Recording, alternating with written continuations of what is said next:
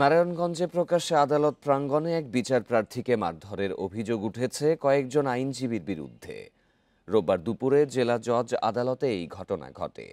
ভুক্তভোগী ব্যবসায়ী ইরফান মিয়া জানান, হামলাকারীরা মহানগর বিএনপির আহ্বায়ক অ্যাডভোকেট সাখাওয়াত হোসেন খানের অনুসারী।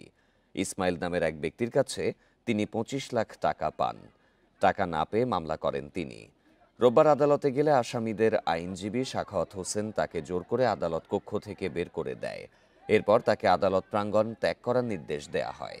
তিনি না যাওয়ায় সাখাওয়াত হোসেনের নির্দেশে কয়েকজন আইনজীবী ও আসামি পক্ষের লোকজন হামলা চালায় বলে অভিযোগ ইরফান মিয়ার। হামলায় নারীসহ ৪ জন আহত হয়।